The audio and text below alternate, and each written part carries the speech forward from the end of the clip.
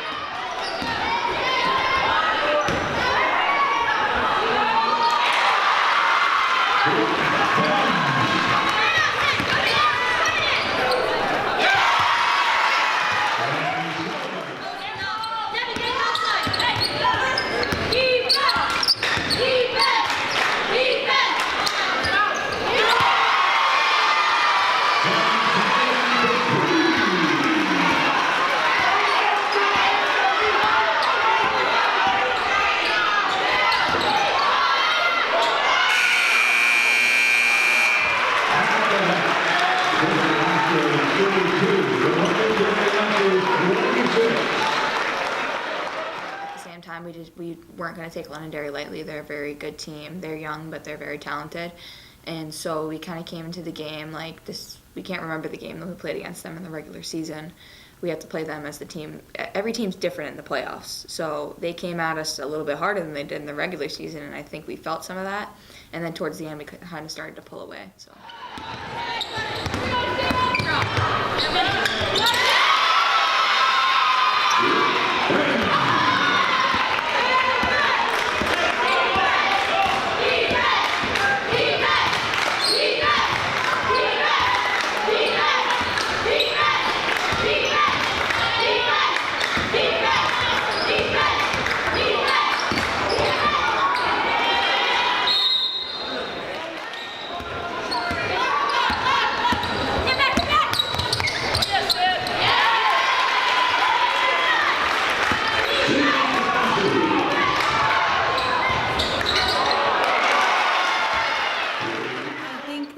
The margin of error kind of gave us like a security blanket of like, okay, we can try things. We can maybe be a little bit more fancy with what we're doing and be able to still play our game and have the feeling of, okay, if this doesn't go as planned, we have a little bit of room for error.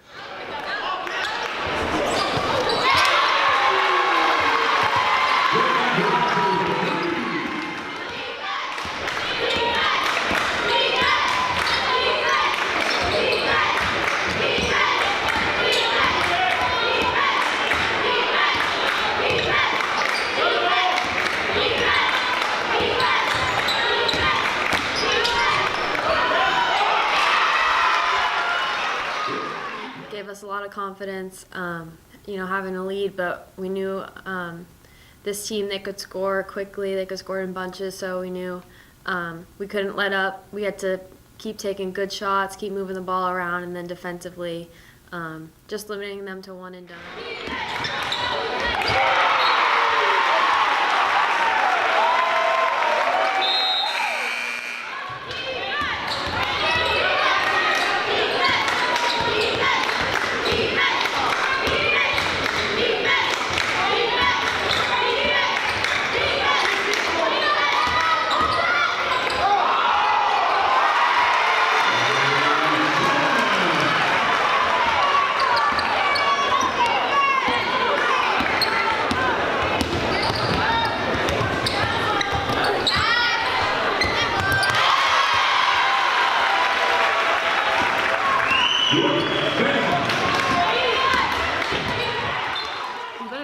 And I had zero panic in me. They had forged a little bit of a comeback. It was 6 points, but went to the halftime, no panic, and I simply just said to them, we didn't react well to the shift from zone to man. So we went a little too ISO instead of running our sets. So it was a just quick reminder, like, run your sets and be patient and everything's going to open up. So the first half felt like we were playing from the outside. We were shooting a lot of outside shots. Second half, that first run in the third, a lot of it was Sid to Benz and Kaylee to Benz going in. So we kind of attacked the basket. And I think it might have been even an 8-0 run. It could have been something along those lines. All they need is reminders. It was just run your sets. And when you run your sets, you get a Brooke Benz open underneath. And then the inside created the outside game. And then the fourth quarter, it was after that third quarter, it was just a reminder of do not take your foot off the pedal. Like, this game is not over. It was 11 points. I think it kept going back. We'd be up by 15. They'd come back. So I think it was around 11 or 12. And that was just a simple reminder of foot on the pedal. I think we went out and did we had a 3 and a 2, and it was a 5-point right there. I think that pretty much sealed the deal. But those 2 runs at the start of the third and the fourth, I don't know what it is. They just respond. It's a player-driven team. They just respond. It was nice to have the little cushion there so that we could just kind of focus on what we needed to for the next game when, like, towards the end of the fourth, when we knew that we were up by, like, 20-ish. We knew we were probably going to win, so then we could just focus on what we needed to for the upcoming game. So that was nice, yeah. It's definitely nice to know that we were up by that much, and just it was like you said, it was a comfortable cushion. It's good to know that we can kind of run through different things and maybe try something new without it costing us, and it's just another chance for us to still work on defense and offense.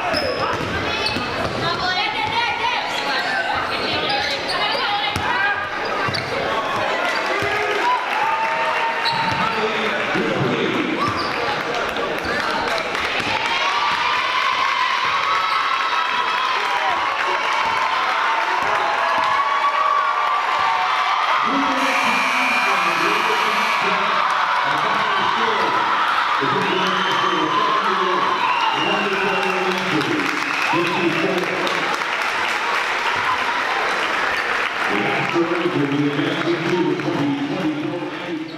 am in awe. I can't believe it. I mean, in practice today, we were just talking about how tomorrow's our last practice ever, which is just puts me in awe. Like, that's the last high school basketball game that a lot of us will play ever, and it's come up so soon. I feel like yesterday was tryouts. Like, in my head, I know that we are, but I think once I step in the gym, it's really gonna hit. Like, it's not something I've ever experienced, so I'm excited for it, and I know we've been preparing really hard for it. And I know obviously Bedford has too, and they have more experience in that area, but I think we're just excited and very grateful that we have this opportunity. It's crazy to think that we're going to the championship because this is something I've been dreaming about before I even made the team freshman year. And I know it's been a big goal of everyone's on the team. And I'm just so happy for everyone in our team because I know that all the seniors, this is what they've been dreaming about their entire career here. Yeah, I mean, it's a long, drawn-out season, but then once we're at the end of it, it's kind of like, geez, where did all the time go? So it's definitely kind of bittersweet that tomorrow's our last practice and Sunday's our last game. But yeah, it's unbelievable, but I'm stoked to be there. I can't believe it. I feel like we just started yesterday. I was like, I got like 4 more months of this, but honestly, it's like surreal. I've been thinking about it as soon as that Londonderry game ended. I'm like, well, we got a whole nother beast to go battle.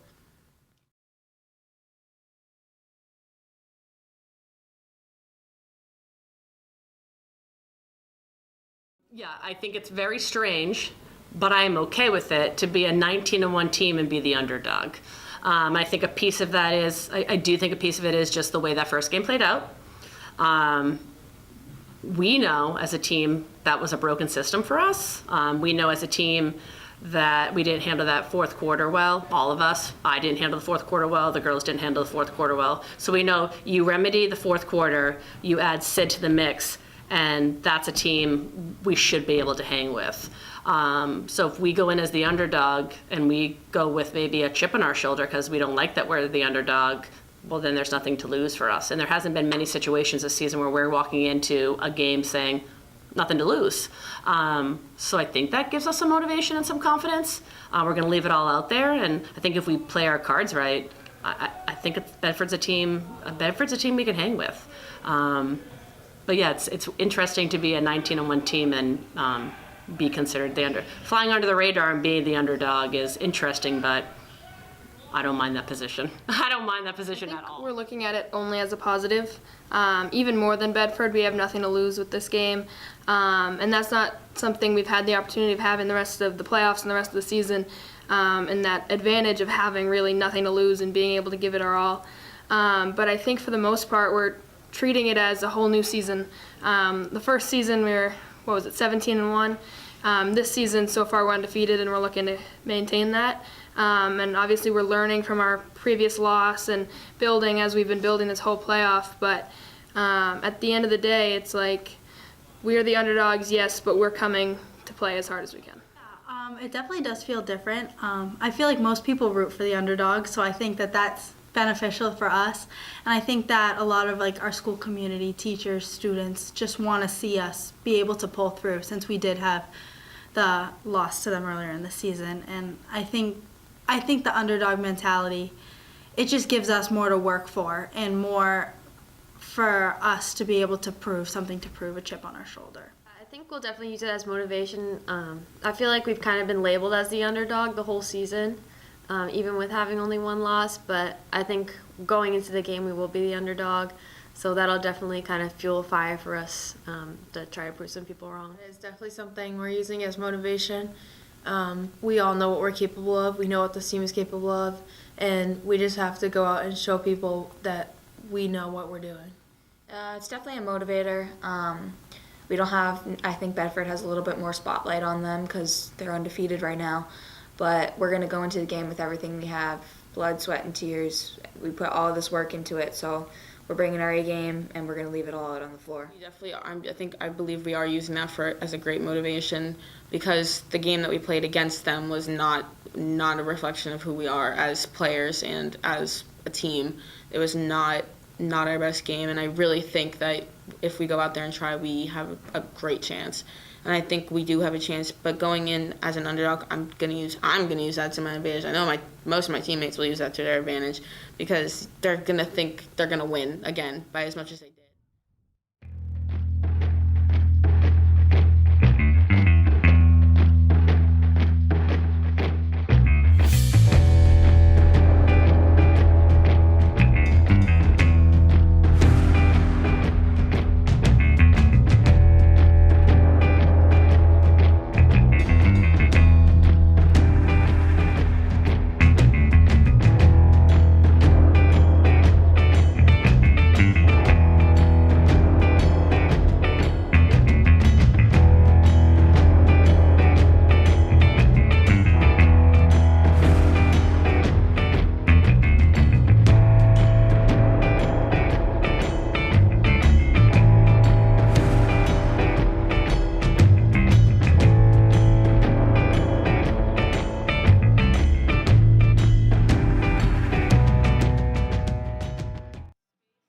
Size of the court is absolutely going to be a factor.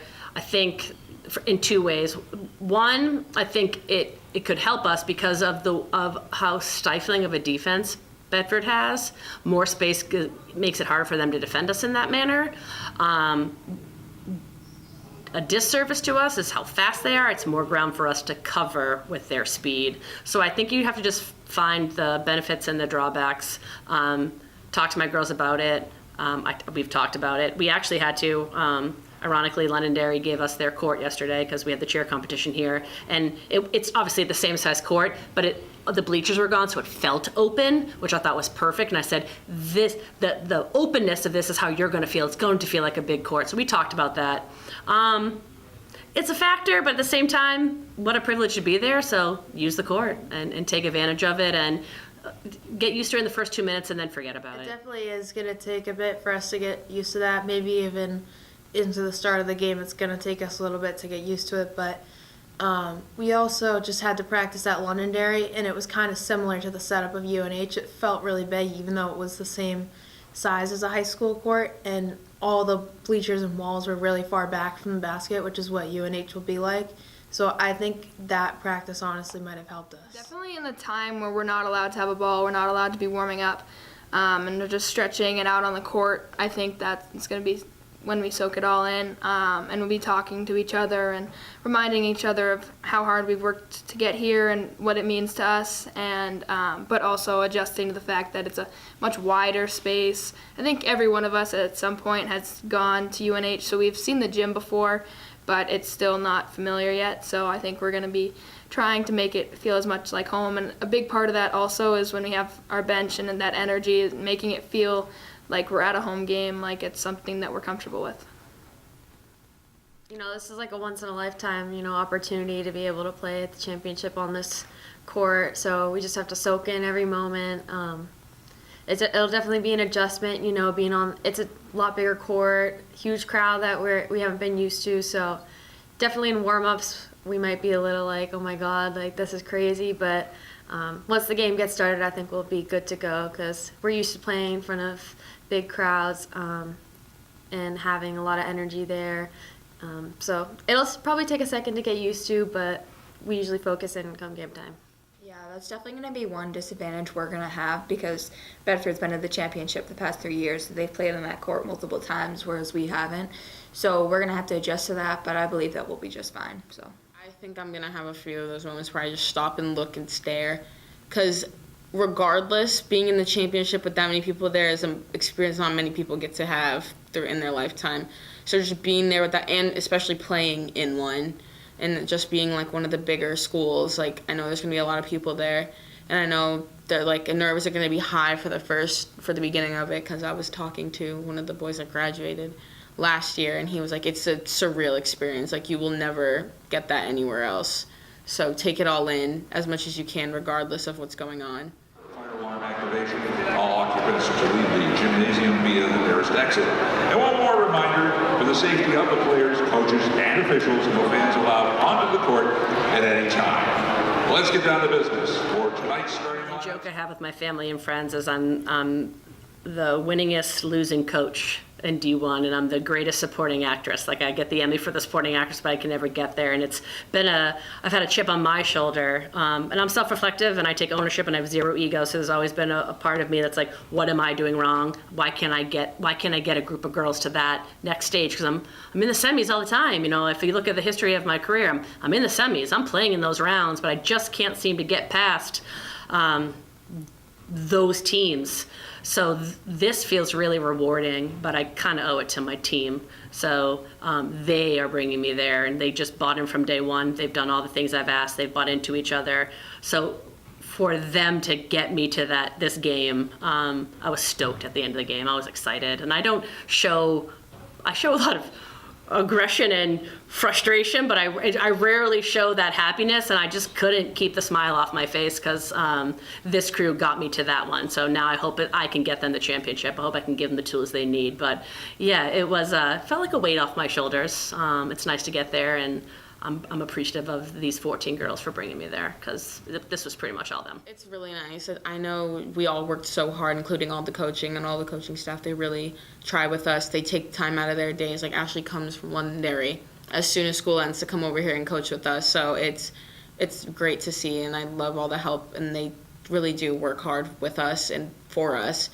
So it's nice to give something back to all of them, saying thank you for you guys working hard just as much as we are. I think it feels really good. It's leaving a legacy, and she always talks about leaving things better than you found it. And I don't want to say better than we found it, but I think it's helping leave the program with a legacy of our team. And I think if we're able to take home the state title, that is a huge legacy for a team and for her as a coach. I think the past several years we've been right on the cusp of it. We've been just not able to get over that final hump to get to that championship game.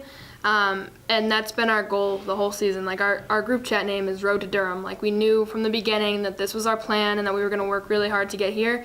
And I think just excited. Like, I think a lot of the work we've done has paid off. We still have a little more work to do, but up until this point, I think we've earned what we've gotten so far. It's awesome to be able to go to the championship, especially with this team. We're all super close, and Pinkerton hasn't won a basketball championship since 2006, so that's like about, 18 years ago. So we're definitely looking to win this one, and I'm very grateful that it was with this team.